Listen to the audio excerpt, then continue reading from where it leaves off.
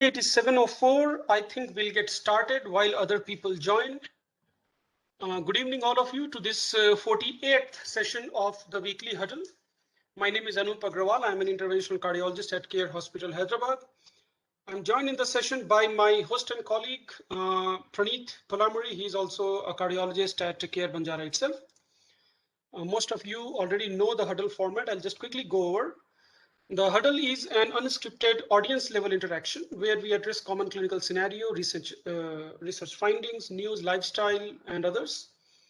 We aim to keep the discussion patient practice oriented, where we typically pick up a topic or a clinical case like that of today, and we try to restrict our discussion around that.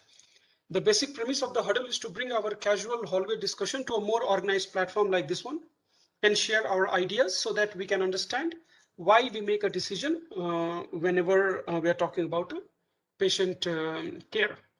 While we do welcome science and guidelines, with the huddle, we intend to help a physician translate what is established knowledge to clinical practice, taking local factors into account in a more pragmatic way. We used to host the session at 7:30 when we started. Now we are hosting it at 7 o'clock, and we intend to finish at or around 8 p.m. or so. This is our 48th session. And today we'll be talking about atrial fibrillation, particularly with regards to amiodarone. I have shared the case summary in the chat box. If you want to go through it later on, you are most welcome. I will speak up and detail the case for you. I typically start with asking Praneeth about what his clinical impression and management plan for this case would be, and then I open it for discussion with my attendees. So Praneeth, the case for today is a 58-year-old male. He actually comes from a district to me. He was admitted there in one of a tier 2 city hospitals, where his main complaint was palpitations, which was going on for a few hours, is what he said.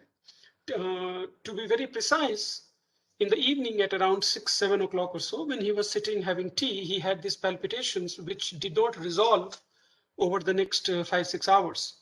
He went to the hospital at midnight, where he was diagnosed of having atrial fibrillation with his heart rate being 180, 190, hemodynamically stable, a little bit of dizziness. He was admitted in the ICU. He was given IV amiodarone with the intention of chemical cardioversion and other supportive medication. His admission labs and everything were reasonably okay.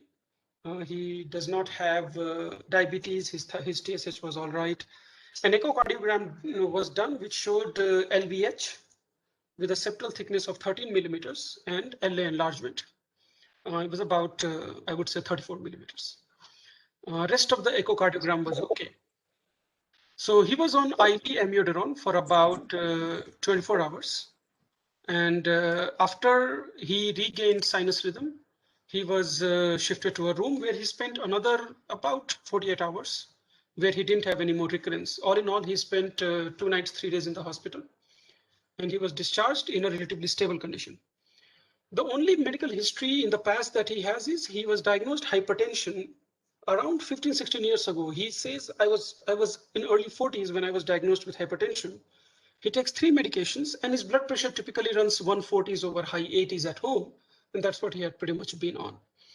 So on discharge, he was put on oral amiodarone 200 milligrams twice daily, plus 15 milligrams of rivaroxaban, plus 50 milligrams of metoprolol succinate daily, along with his other blood pressure medication, which included amlodipine 5 milligrams and telmisartan 50 milligrams.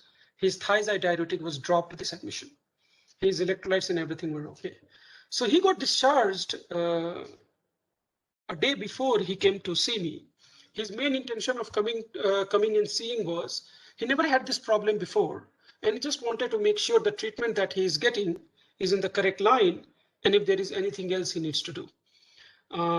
That admission, his heart rate was around 72, 74. ECG had sinus rhythm, no any other STT changes. He otherwise is asymptomatic. He's feeling absolutely fine. He's walking, talking, doing everything okay. Exercise capacity is not a problem. Blood pressure to me was 140 over 90. So all in all, now I am here with this patient who had one episode of documented atrial fibrillation with very fast heart rate, but now is nicely controlled, at least in the short term, which is 4 days. He is on an antiarrhythmic, which is amiodarone 200 milligrams twice daily, and also on a beta blocker. The question here is, where do we go from here? And the points where I would like to continue our discussion is, should we continue amiodarone or should we change the drug? That is question number one. Question number two is, if we do decide to continue on amiodarone, what kind of dosing are we going to put him on, and what kind of monitoring are we going to put him on? And if we decide not to do amiodarone, the question here will be, are we going to give him another antiarrhythmic with the intention of doing a rhythm control strategy? And where does atrial fibrillation ablation come into this picture? And what is the role of anticoagulation in this patient? So these are some of the clinical discussion points that we are going to stick for this in this discussion. So Praneeth, please let us know what your thought process is, and then we will go over our attendee list and ask their impression as well. Good evening, everyone. I'll run through a lot of things or thought process which came into my mind from the time that you described to me about the case scenario. So first thing, a new onset symptomatic atrial fibrillation, not hemodynamically stable. So first question, got admitted, got treated. The first thing is about cardioverting him, chemical cardioversion with amiodarone. The indication for giving an IV amiodarone is I completely do not agree, or at least immediately I do not agree, because the duration of atrial fibrillation and the possibility of clot formation and the risk of stroke is there. So ideally speaking, give him some anticoagulation so that that clots which might have had formed already, we could kind of reduce them, and then cardiovert him so that the risk of stroke is reduced. Having said that, he received and he was okay. So thankfully, no damage done. Then second thing, his long-standing hypertension, which I believe is not fairly controlled. However, saying, because the numbers also are not okay, and also there is evidence of left ventricular hypertrophy with some evidence of diastolic dysfunction, as evidenced by septal hypertrophy and enlargement of left atrium. So because of this hypertension, kind of uncontrolled, and evidence of some structural remodeling in the heart, which is evidenced in echo, I think that there is a possibility of him having a recurrence of atrial fibrillation, though it is a first episode and a paroxysmal atrial fibrillation. And younger the patient, I would be more aggressive in managing him in preventing a stroke. So first thing, I would definitely give him anticoagulation lifelong.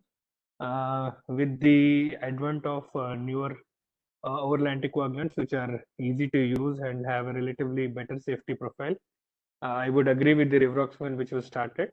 Though the dose I won't agree, for his age and probably no other comorbidities, I would give 20 milligrams of rivaroxaban. Regarding cardioversion, amiodarone, yes, I has already been started, and because I believe that there is a chance of he reverting back to atrial fibrillation, I would try to adopt a rhythm control strategy. The typical scenario would be to give a loading dose of amiodarone, about 6 to 8 grams of amiodarone where it is loaded, and then you maintain him with amiodarone.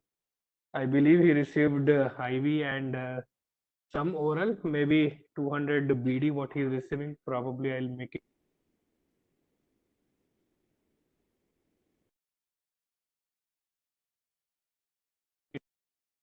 I'll continue 200 TID for maybe a week or so that I'm confident enough that I have loaded him, and then switch over to 100 milligrams a day of amiodarone, because it's an atrial arrhythmia. Regarding hypertension control, I would reinitiate the thiazide because I believe his diastolic pressures are slightly on a higher side, and make sure that his blood pressure targets are optimized, keeping a target of less than 130 systolic and less than 80 diastolic. Regarding metoprolol, I would see if his rates are controlled, then probably I might skip metoprolol, or continuing a low dose of metoprolol because he was symptomatic because of the atrial fibrillation. And lastly, when the patient is kept on amiodarone, I would try to look at his thyroid function test and liver function test essentially. So maybe initiate it to begin with. I would have asked a baseline thyroid and liver function test. Repeat the same after a 1 week, and once in 3 months or once in 6 months, and try to look at his oxygen saturations or his breathlessness for the looking at the possibility of any amiodarone induced pulmonary toxicity. Maybe ask for an chest X-ray probably after 6 weeks, and if suspicious of amiodarone-induced liver, pulmonary toxicity, I would have advised a HRCT test. So that would be his monitoring. I think I answered all the question. Anything that I missed? Praneeth, you answered all the questions, but I do have follow-up questions. So keep unmuted. Yes. I am going to ask you direct questions. Yes. So number one, why anticoagulation on this patient? 58-year-old guy with a CHATS-VASc score of 1. Why do you want to anticoagulate this patient? The risk of stroke for him will be detrimental. So I do not want him to have any stroke. Less his risk of bleeding seems to be low. So I would suggest I would be preferring to or I err more on giving him anticoagulation because I do not want this to go into him to go into having a stroke. Okay, question number two. You mentioned about rhythm control strategy. So most of the time when it is a first episode, you see if the second episode comes or not. In this patient, because of his hypertension and LVH and diastolic dysfunction, you think second episode will come, so there is no point trying. Is that what I'm hearing it correct? Yes. Okay, so that is why you are directly going for rhythm control. You are not giving him a second chance. Yeah. Okay. Third question is amiodarone loading. You explained it. That we'll discuss about amiodarone loading. The question here is, if you keep him on amiodarone for your patients, is there a standard monitoring protocol that you follow, or you just do it a la carte? You just do it as needed? It's a la carte. I would say because the follow-ups are quite varied. Those who are coming within the district versus those who are coming outside the district, their follow-up time period varies. So whenever the earliest visit that they come, I try to monitor him, or I would suggest them to get these things done. Preferably, first 1 week is something which I try to insist most of the time, and the follow-up investigations, depending on how frequently the patient comes, that is how I order a la carte. And which are the organs? If you just name the organs that you are following up with amiodarone, understanding that amiodarone can pretty much affect every single organ, which all are you looking at? So these three I'm looking more: thyroid, liver, and lung. Thyroid, liver, and lung. Perfect. And then the last question. Let's say this patient continues on amiodarone for the next 1 year, 2 years. For how long are you going to keep him on amiodarone, assuming that he does not have atrial fibrillation recurrence, let's say? I would be tempted to give him as long as he's tolerating and he doesn't have any side effects. I would be tempted to continue it for a long time. If it is reverting him into keeping him in sinus, I would be tempting to continue long term. So, and long term, by that you mean like more than 10 years?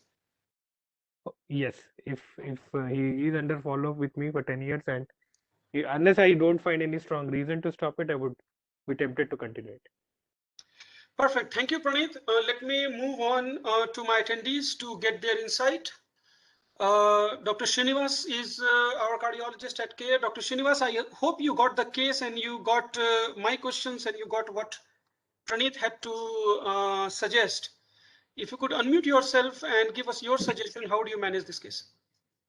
Yes, Dr. Anup, I would agree with most of what Dr. Pranita said. One thing what I wanted to know is what is the size of the left atrium in this patient? If I remember correctly, 34 millimeters. Okay, that is not significantly enlarged.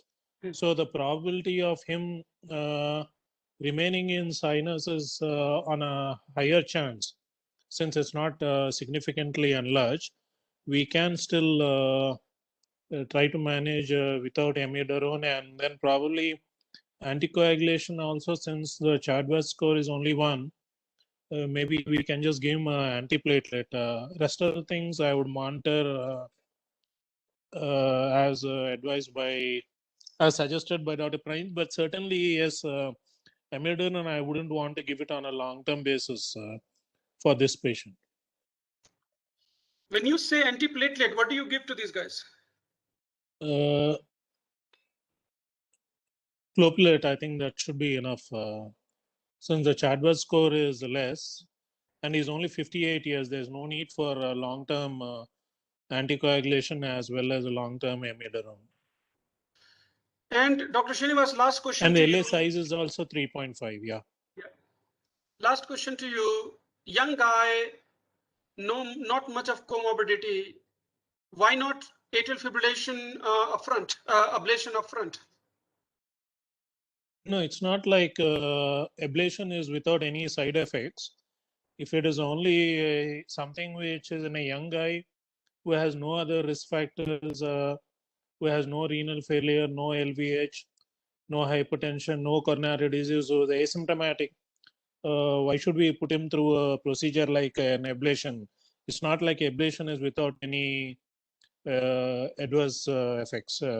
It has its own complications. So if we can manage him through rate control in a young patient, I would still keep him under rate control. Perfect. Thank you so much, As sir. opposed to an elderly person who can't tolerate the AF because of diastolic dysfunction or coexistent coronary disease. In a young patient, I'll be more conservative. Yeah. Perfect. Thank you so much, sir.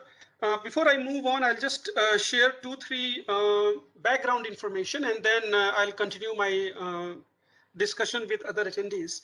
So this atrial fibrillation thing is a double-edged sword. Ablation thing is a double-edged sword. Why? Because the data that supports atrial fibrillation ablation or AF ablation, it supports in those patients where we do AFib ablation earlier, because the chances of maintaining sinus rhythm is very high if you ablate early versus if you ablate late.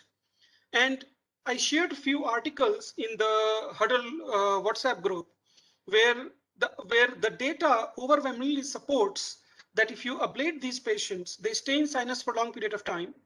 And to a certain degree, it also improves their hard clinical endpoint. And in the hard clinical endpoint, one of the mentioned thing is hospitalization, which I don't like. That is not a hard clinical endpoint, but certainly for AFib, you can consider it as one of the hard clinical endpoints.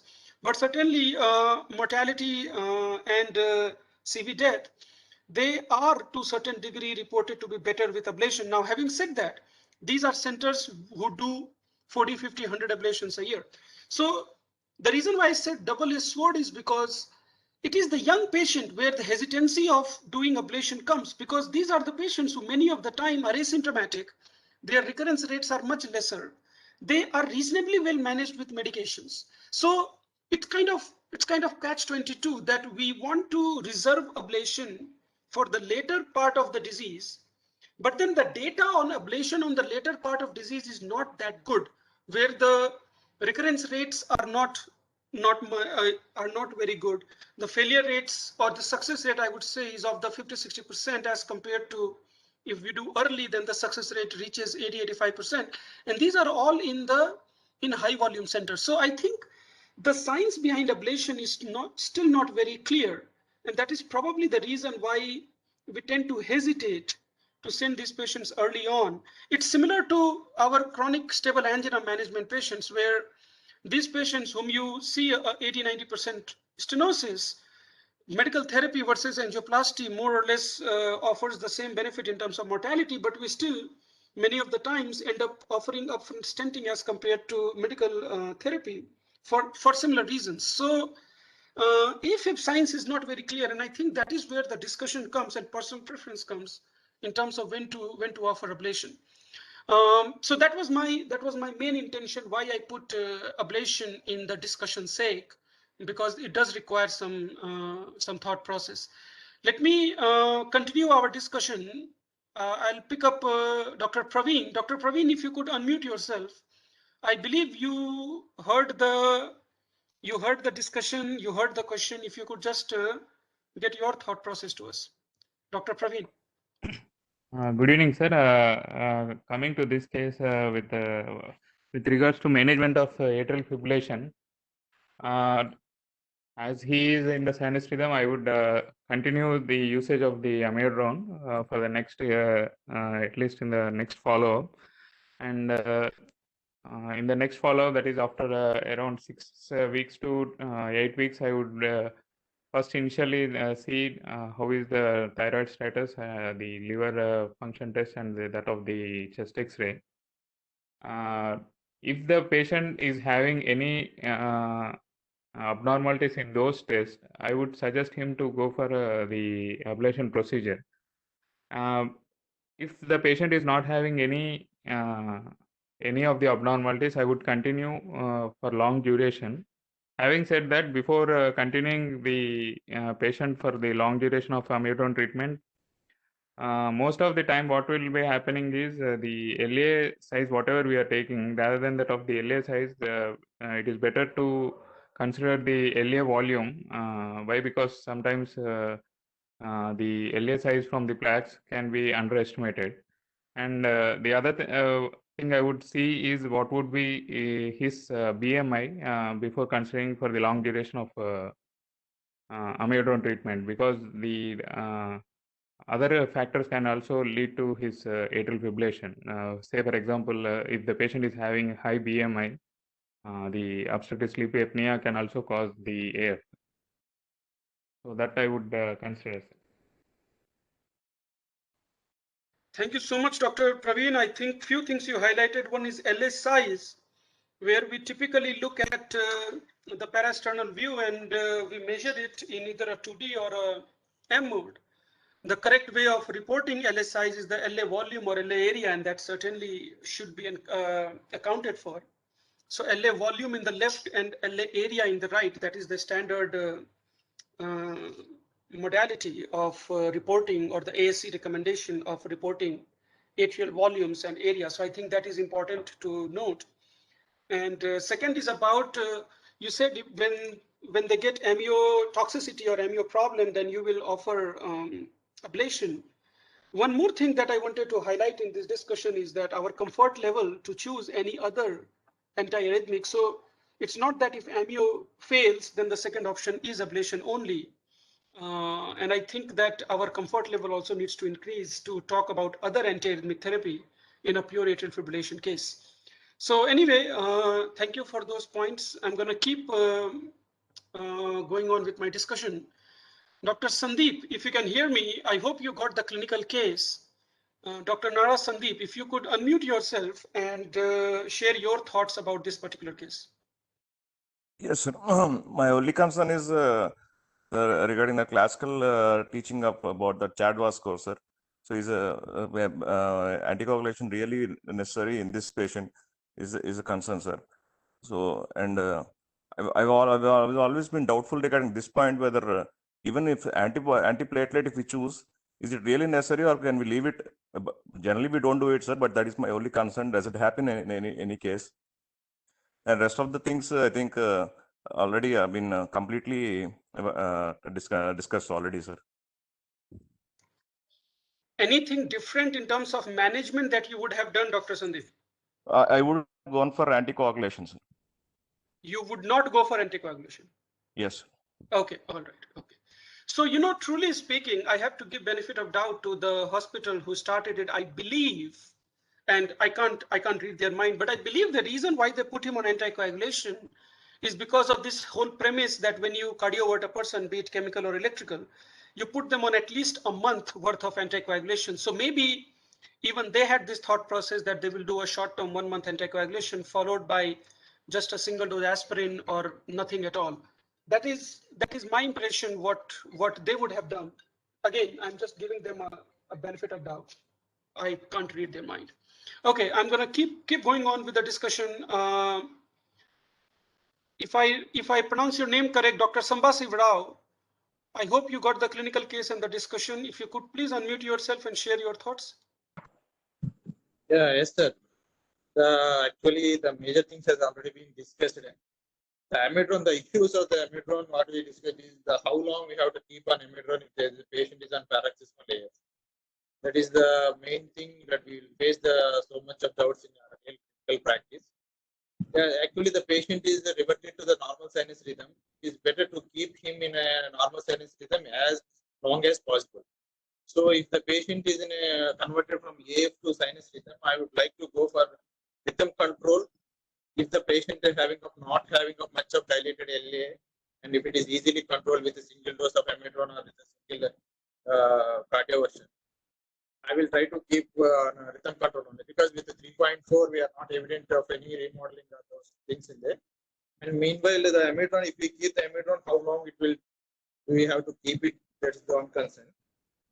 Next is the Charvas score, and already anticoagulants we have been discussed, but some of them has told about the antiplatelets.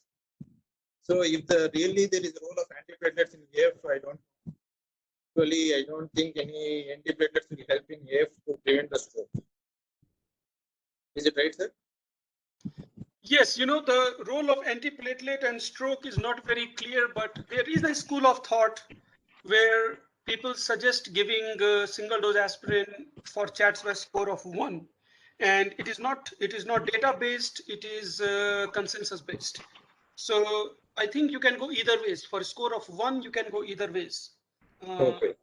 I typically end up giving them single dose antiplatelet, and I typically give them ecosprin, a low dose ecosprin. Okay.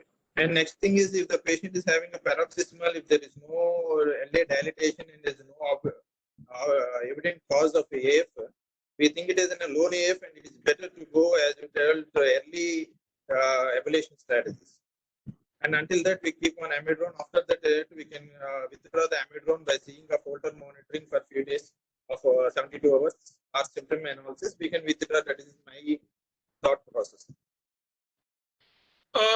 Perfect. I am glad you brought this up. In fact, this is the typical strategy. This is a very standard textbook strategy of what you would do in atrial fibrillation, where a patient comes, you first restore sinus with medications, and once their sinus is restored, you send them to atrial fibrillation ablation while continuing the medical therapy, stopping the medical therapy right before the ablation procedure.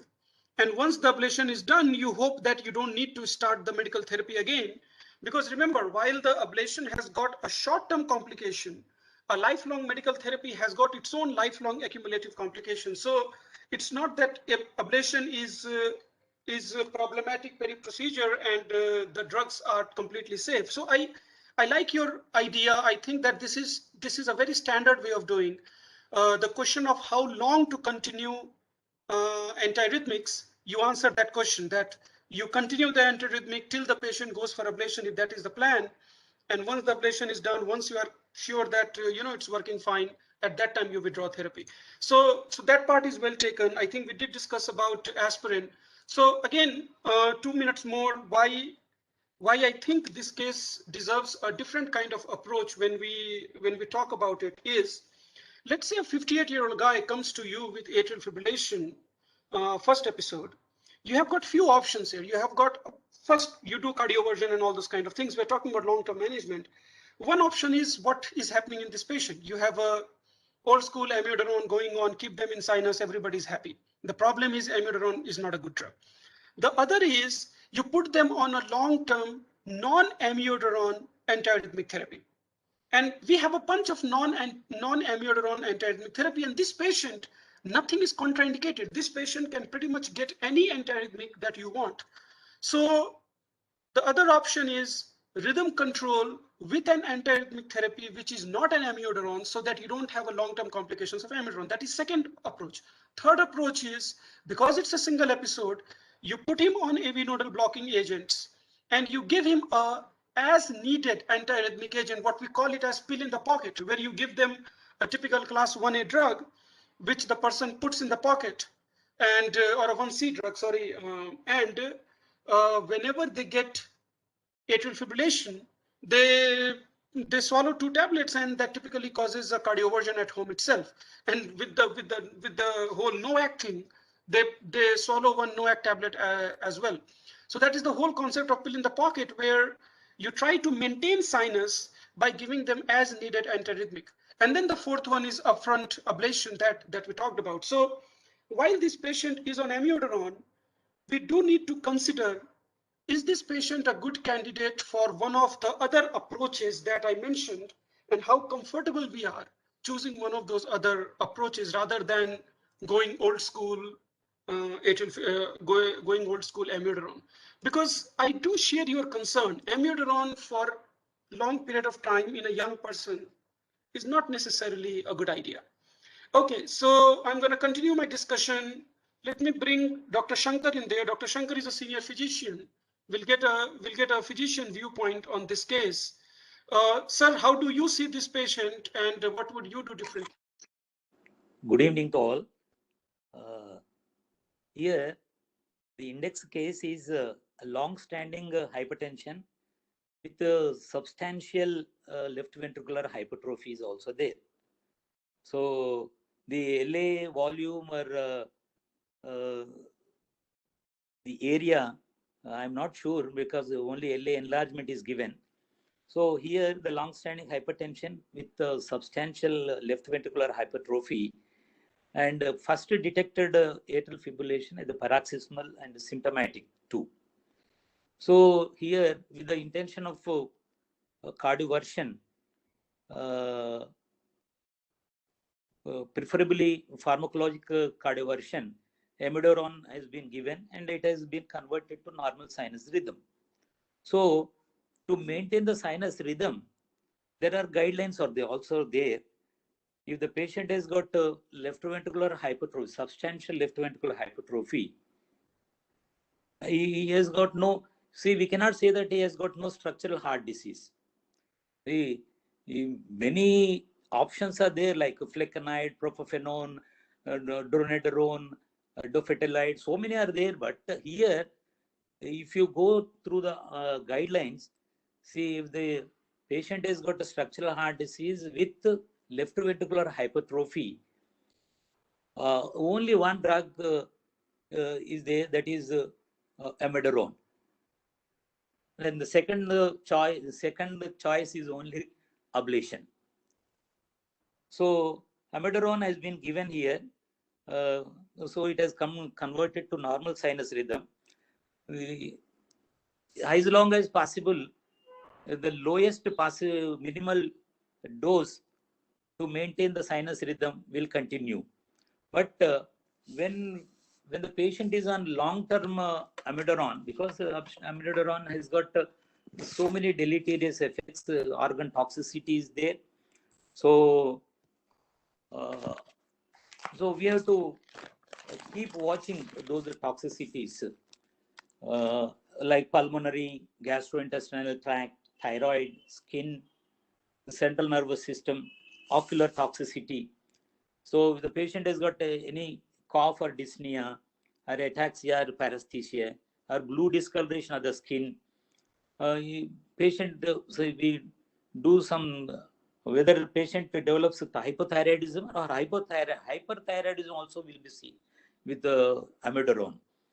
And hepatitis, the chronic liver damage will be there.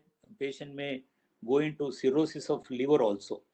So in spite of all these things, sometimes a patient comes with a nausea, anorexia, constipation. So many side effects are there with the amiodarone, because amiodarone has been in use since a long time. So everybody knows all these side effects. So when the patient is on amiodarone, we have to test the recommendations are liver function test has to be done at the baseline as well as every 6 months. A thyroid function test should be done, free T3, free T4 and TSH, to see whether hypothyroidism or hyperthyroidism. And chest X-ray also will be done to see any opacities in the lungs. Ophthalmological evaluation also has to be done, because if the patient develops optic neuritis, immediately the drug has to be stopped. if the X-ray chest or HRCT shows the ILD, the pulmonary toxicity, then the drug has to be discontinued. And the electrocardiogram also should be done regularly because it is a proarrhythmic drug. At the same time, we have to see QT prolongation and all these things. So this laboratory testing should be done regularly. If they are found to be the liver toxicity is there or pulmonary toxicity is there, then central nervous system symptoms are there, ocular, especially the optic neuritis is there, then immediately we should discontinue amiodarone. In certain situations, like the thyroid, we can continue. We can give hypothyroidism, L-troxin or L-thyroxine can be given. If the patient is found to be hyperthyroid, we can give methimazole or carbimazole or propylthiouracil can be given. Even in the early stages, if this because why we are concentrating on amiodarone, because only first detected atrial fibrillation only with this paroxysmal and symptomatic. But there are chances if he is left untreated, there will be more chances of recurrent and symptomatic paroxysmal AF. So that's why we are interested in continuing the amiodarone. But amiodarone has got the serious side effects. When the serious side effects are there, which need the discontinuation of the drug, then there is no other go except going for the ablation, left this pulmonary vein isolation by cryo or radio frequency ablation. These are my thought point. Thank you so much, sir. Sir, before I let you go, one quick question. How long amiodarone? That is a common question that keeps coming. And after how many years you say now it's enough? Now amiodarone needs to be stopped. I've got patients, more than 10 years they have been continuing. Rheumatic valvular disease with the atrial fibrillation in failure. So she was started on amiodarone once in Hyderabad. That patient has been continuing without any laboratory test follow-up. Well, she has been continuing 200 milligrams. If I change it to 100 milligrams also, she won't get satisfied. She is in atrial fibrillation only. It has not come down to the normal sinus rhythm, but still she has been continuing more than 10 years without any side effects. I get surprised sometimes looking at my own patients. Thank you so much, sir, for your insight. A few things that you did bring up, which I'm going to highlight in this discussion. One is this concept of structural heart disease. And I asked a lot of my EP colleagues, both here and in US, about what would constitute a structural heart disease, particularly in hypertensive patient, understanding a lot of these patients are hypertensive. And I asked them a simple question. What is a septal hypertrophy beyond which you would categorize a person as structural heart disease? And the answers I got is all over the place. I have people who said any level of LVH is structural heart disease. I have got people who said their cutoff is 20 millimeters. But the most common answer I got was somewhere around 15 millimeters, what they would consider as a significant structural heart disease with respect to the choice of antiarrhythmic. Because as you know, the moment you label somebody a structural heart disease, a lot of antiarrhythmic medications become contraindicated in those patients. So because so many long-standing hypertensive patients, their septum is 12, 13 millimeters, and then the question becomes whether the drugs are truly contraindicated in those so-called structural heart disease case or not. So that was just one thought process. The second thought process is whenever we talk about amiodarone-induced complications, things that Dr. Shankar brought up, remember one thing, there are few complications you cannot manage. You have amiodarone-induced thyrotoxicosis, you can take thyroid out. you have got amiodarone-induced hypothyroidism, you can supplement the thyroid medications.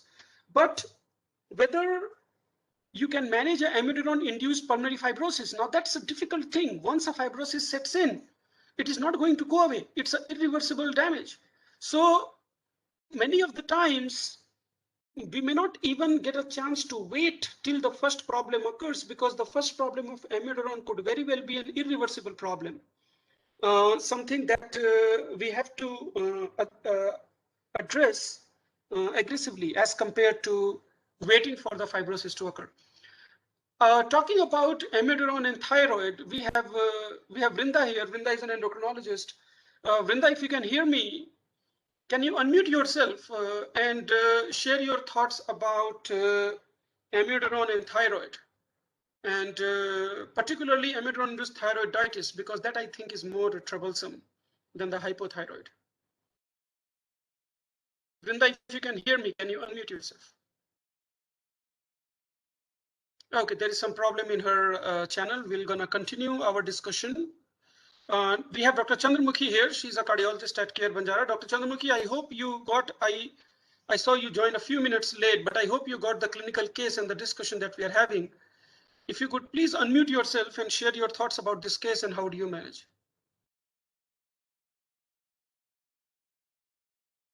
Dr. Chandramukhi, are you able to hear me?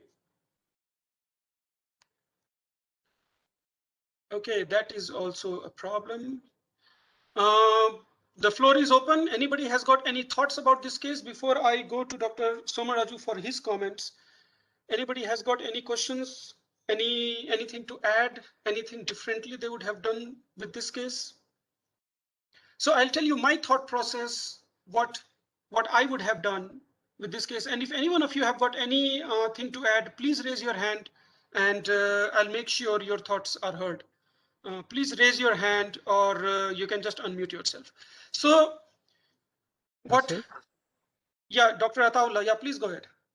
Sir, I want to ask about the role of sotalol in managing AF patients, because even that has class 3 antiarrhythmic properties. So how often do we use sotalol, and do we use it in an OP basis? So thank you for asking that question. And you know, one of the, like I said before, one of the purpose of having this discussion was to get our comfort level with other antiarrhythmic. Sotalol is a wonderful drug. And remember one thing, this amiodarone, I don't know how many of you know, amiodarone is atrial fibrillation is not a US FDA approved indication for amiodarone. Amiodarone is a drug which is labeled for VT and VF.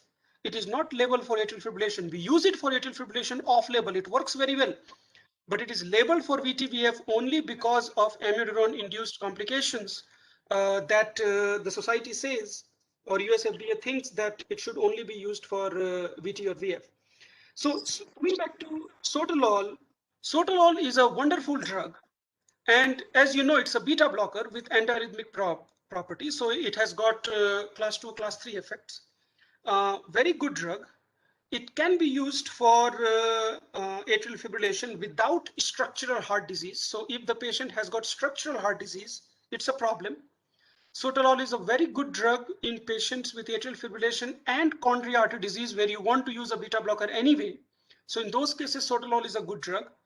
Sotalol is associated with QT prolongation. So at least in my training, I started sotalol always inpatient. We used to watch them for 4 doses loading, which was BD dose. So 48 hours they would spend in the hospital. And before every dose, we would do a ECG. We'd look for QT prolongation. And if the QTs were okay, then we would give the drug. Total of 4 doses were given. And if QT was fine after that, then they would be discharged. Typically, we would start 40 milligrams 2 times a day, and then we would go to 60, 80, or 120, depending on how the rhythm control is happening and how much is the baseline heart rate. The problem with sotalol and difetilide, ibutilide, and our what you call flecainide and propafenone and all this, because we don't prescribe that much as a general cardiologist, I think our comfort level is not that much, and that is why you don't see it being prescribed that frequently. So to answer your question, sotalol is an excellent option in him, because I don't consider septal 13 millimeters as a structural heart disease. If you do consider it as a structural heart disease, then sotalol becomes contraindicated. I will not start it in the outpatient. I will admit him in the hospital, give him 4 doses, make sure he's okay, and then continue that long term.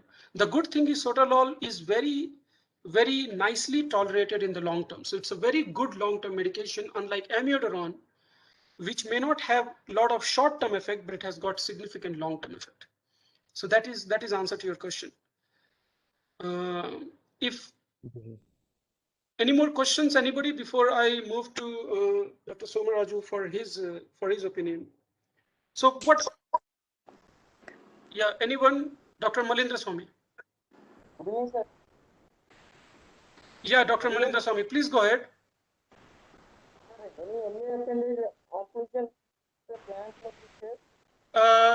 You know, we are having very difficult time hearing you. Can you come close to your mic so that your voice is better audible? LA appendage device closure is an option. Okay, the question is LA appendage device closure. Thank you so much. So LA appendage device closure is a stroke prevention therapy. And in this particular patient who has got a low CHA2DS2-VASc score, we are not that much worried about stroke prevention. And even if he had a high CHA2DS2-VASc score, anticoagulation would have been the first line therapy, and LA appendage closure would be offered if we would consider anticoagulation as a high risk in this particular case. So only when anticoagulation is not desirable because of, so indication is there, but it is not desirable, that is when we opt for LA appendage closure, because efficacy wise, LA appendage closure and anticoagulation is the same. Where LA appendage closure shines is the safety wise, and safety means bleeding complication, which you wouldn't have with LA appendage closure versus you will have it with anticoagulation. So LA appendage closure is not better than anticoagulation. It is just safer than anticoagulation. And it will not do anything to the atrial fibrillation per se. So what I would have done to this case, I would have kept him on anticoagulation for a month, and I would have stopped after that.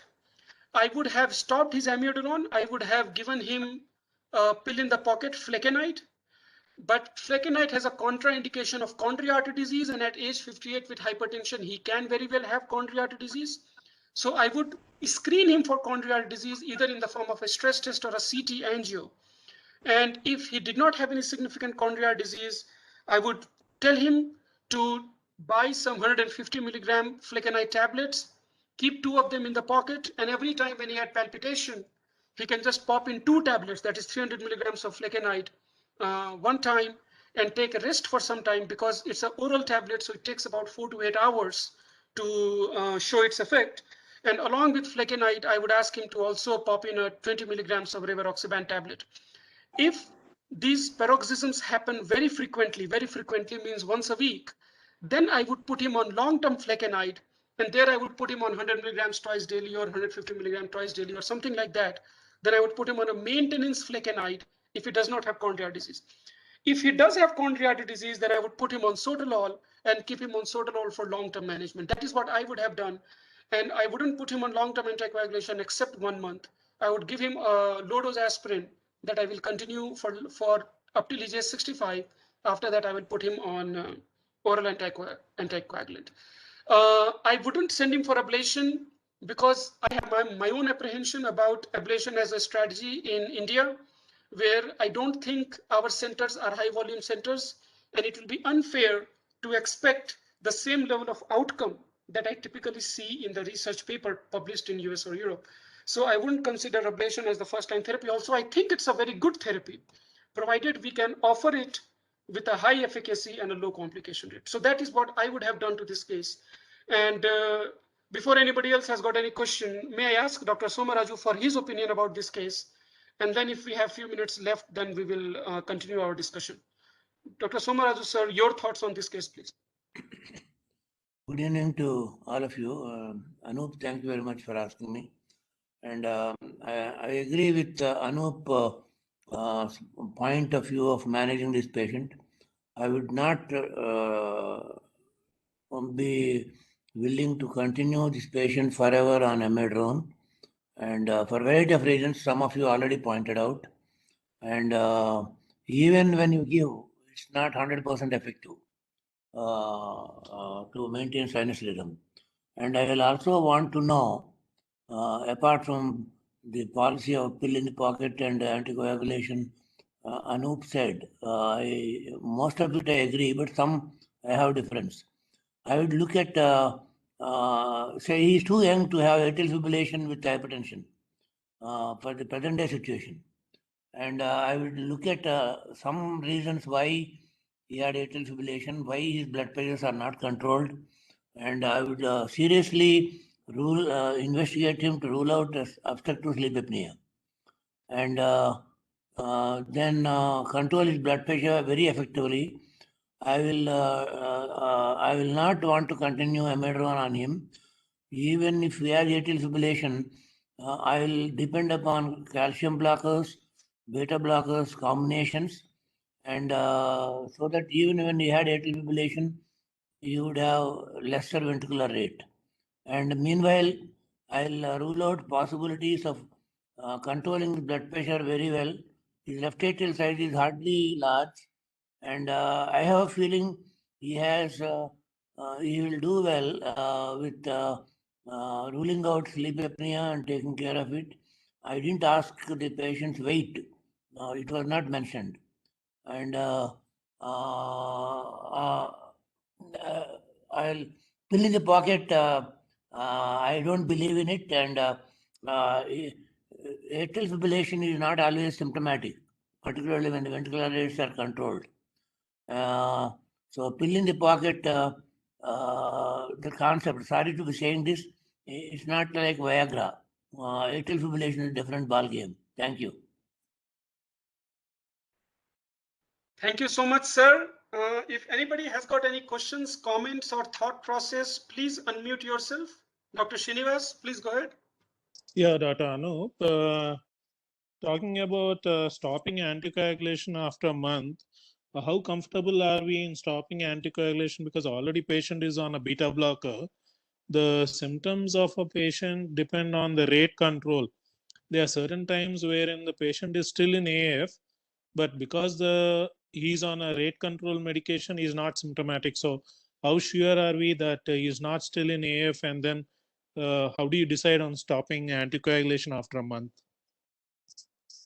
So, sir, in this patient, I wanted to stop primarily because his baseline stroke risk is not high. His CHADVAT score is only 1.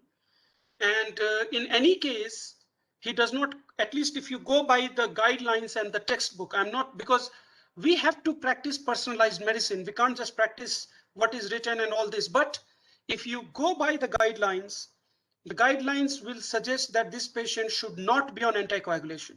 The whole reason why I continue for a month, I thought I'll continue for a month, is primarily because of his recent cardioversion. That's about it.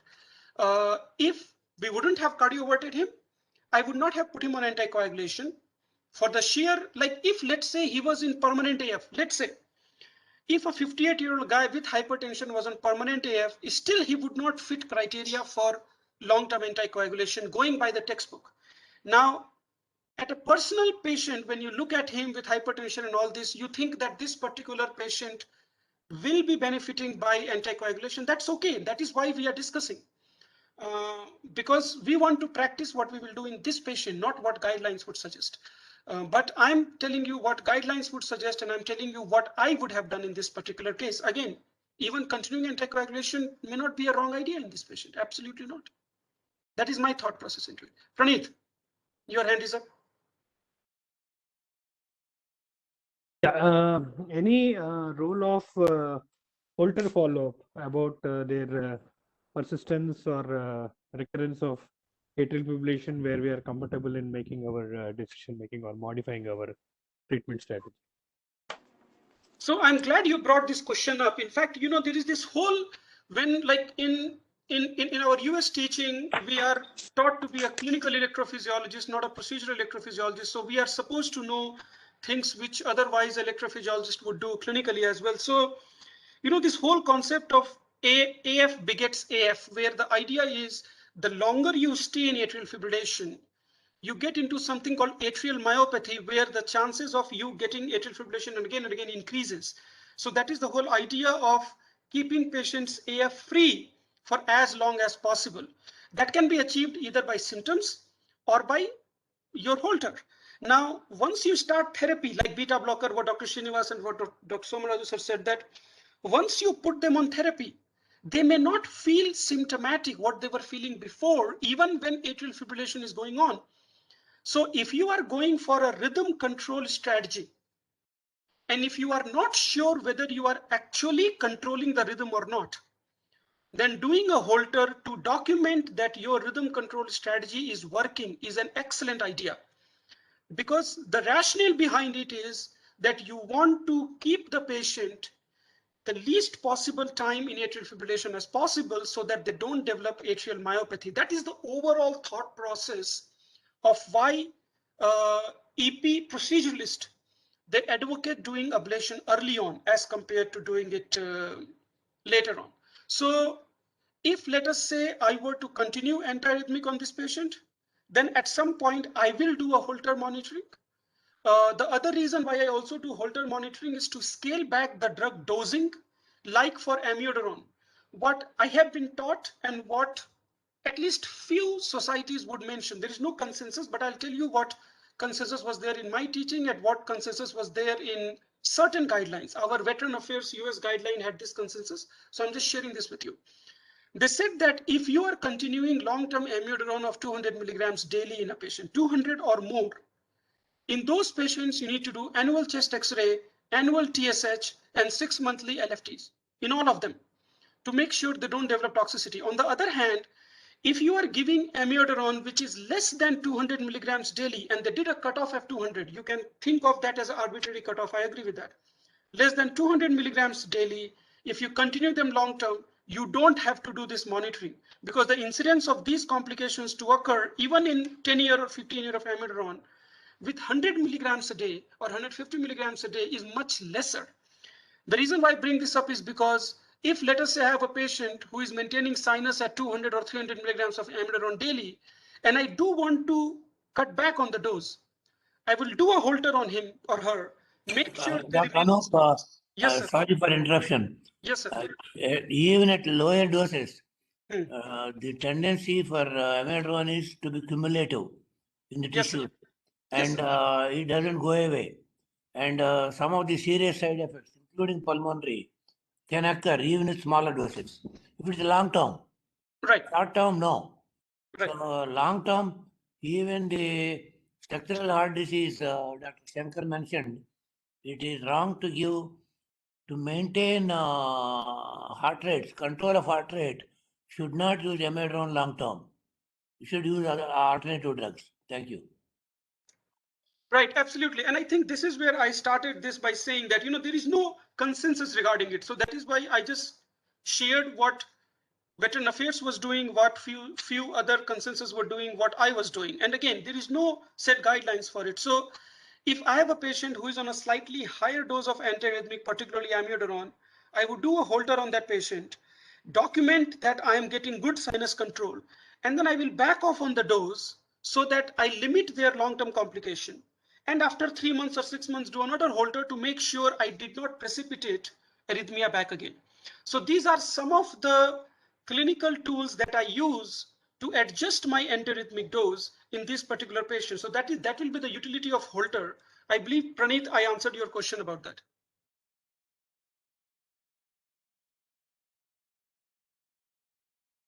Praneeth, did that answer your question about Holter?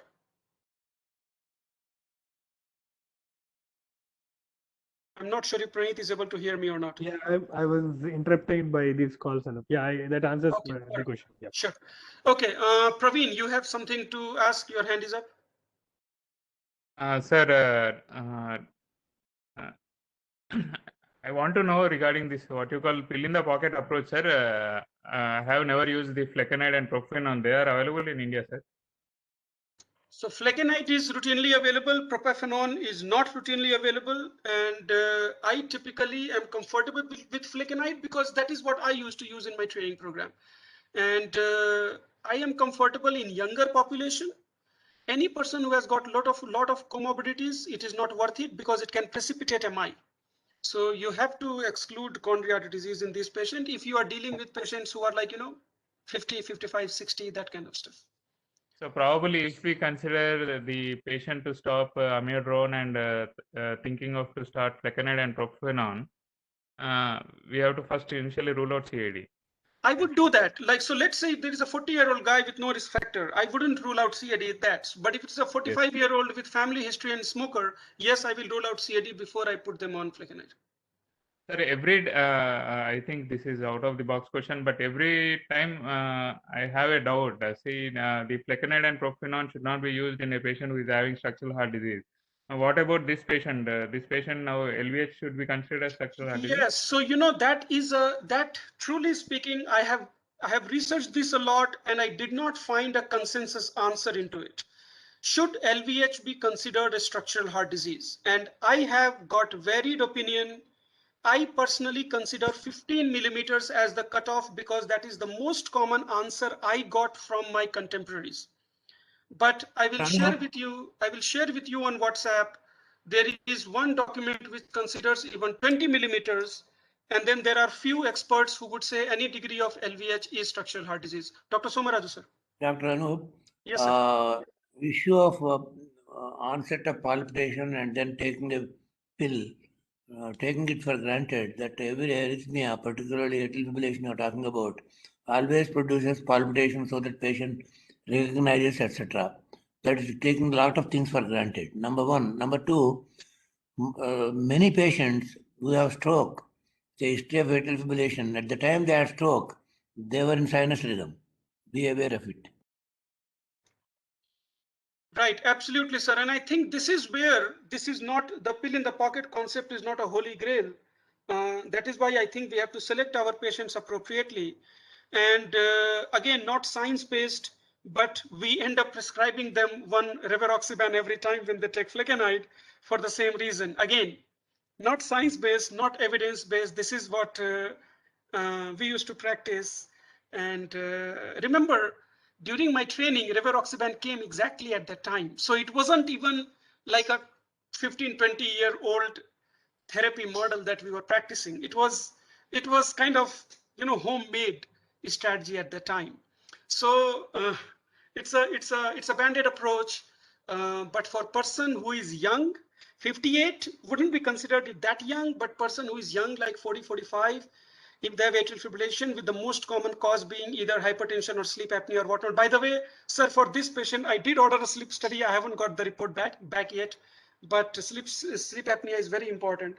So in these younger individuals who do get atrial fibrillation, any antiarrhythmic is difficult for them to take for a long period of time. So in that scenario, if you have something on an as needed basis, particularly when they get symptoms once in 2 months, 3 months, and if atrial fibrillation runs asymptomatic into that, let it be. At 40-year-old, he gets 2-3 episodes of short running atrial fibrillation, which is asymptomatic. I wouldn't do anything anyway. So even if it goes missed, it really doesn't bother that much unless I'm looking for a complete 100% rhythm control, in which case I think ablation will be the best possible scenario for a 40-year-old, for that matter. Okay, any other questions or comments from anybody? We are about 8 minutes out. So in the chat box, I have posted a link to a WhatsApp group. The group is called the Weekly Huddle, where I'll be posting all the offline discussion that we have. If anybody there's a treatment algorithm or whatever we discuss, we can post it on that WhatsApp group, and I'll be posting the updates on future sessions as well. So if any of the attendee has not joined that WhatsApp group, I request you to click on that link and you can join that. And if you have any of your colleagues who also want to be involved in our weekly huddle discussion and updates, they can join the WhatsApp group as well. Last few seconds, any questions, any comments, any thought process on this topic? Dr. Shankar. Yes, Dr. Shankar. Sir, because this is to the audience, Regarding the hyperhomocystinemia, if it is implicated in the triggering the atrial fibrillation, there are a lot of papers on it. Apart from OSA, that is obstructive sleep apnea, this hyperhomocystinemia also. Please, I want Dr. Somaraju sir to comment on this hyperhomocystinemia, because this is also a treatable condition. B6, B12, and folate. If you give this hyperhomocystinemia, whether it is a risk factor or a triggering factor, or which can be corrected or not. Opinion of the house, I want. Dr. Somaraju sir, I have no idea about hyperhomocystinemia and atrial fibrillation. Could you please share your thoughts? Yeah, I'm not aware of hyperhomocystinemia and atrial fibrillation myself, but I can tell you hyperhomocystinemia can be primary, or most often it is secondary to B12 and folate deficiency. And B12 deficiency is known to produce a variety of problems, including say erythmogenicity, etc., tendency for blood clotting, including a myocardial infarction or acute coronary syndromes. And so this B12 deficiency is quite common, not only in vegetarians, but also whoever is taking metformin. I have a private thought that some of the problems of young diabetics on metformin having a myocardial infarction related to B12 deficiency and mediated by metformin. And this point of homocystinemia alone as a cause for atrial fibrillation, I was not aware. Thank you so much, sir. We are 11 minutes out, so I'll try to close the session. Few things. The podcast episodes up to session 41 is uploaded. So if anybody wants to listen to those, they can go back in the podcast and listen. I will also share the link of the podcast in the Huddle WhatsApp group. Up to session 41 is uploaded. I keep uploading. I typically run about a month or two delayed, so that at least I get some attendance in the discussion. So I'm not uploading in real time on purpose now. Second, some of the episodes are being uploaded on YouTube. So if you want to listen it through YouTube, you can do that as well. The link is the same, which I will be sharing on the WhatsApp group. And on the YouTube, you can subscribe as well, so that every time when I update, you get an alert onto that. Having said that, Praneeth, your closing comments on today's session, and then we will be done after that.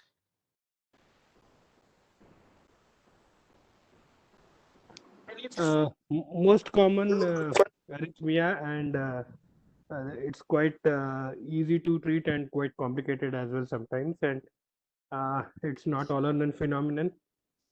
Few thought process, or try to look into reasons why the patient had atrial fibrillation and try to get a correctable cause and address that, be it obstructive sleep apnea syndrome, hyperthyroidism, and whatnot. Amiodarone, he is the standalone first drug to be prescribed, but we don't want it to give longer time because of its associated side effects. So always try to find an alternative and try to keep the dosage of amiodarone as little as possible and for shorter duration as possible. And the role of anticoagulation for stroke prevention, again, judging by the risk of stroke and the age of the patient and bleeding risk, the choice of anticoagulation and the usage of anticoagulation should be individualized. And catheter ablation, probably something which has to be kept in the back of the mind. And if we think there is a ideal candidate, and if we think we have a EP specialist who can offer the therapy, then always to be considered and should not be thoughts from the session. No. Thank you so much, Praneeth, and thank you all for attending today's session. And this is our 48th session, and I thank all of you for being with us for such a long time. Hopefully, we'll do something special on our 52nd session that will complete our 1 year. We host this every Wednesday at 7 p.m. and we hope to continue doing this for as long as we can. And I will share the links of the podcast as well as the YouTube on the WhatsApp group. I request any one of you who has not joined the WhatsApp group, if you do want to be involved in the discussion, even offline, Please join the WhatsApp group. Once you join later, then you can't see the discussion that has happened before. So before I start posting a follow-up from today's discussion, please make sure that you join and please share it with your colleagues as well. Thank you so much, and we hope to see you next Wednesday. Good night, and thank you for your discussion today. Good night.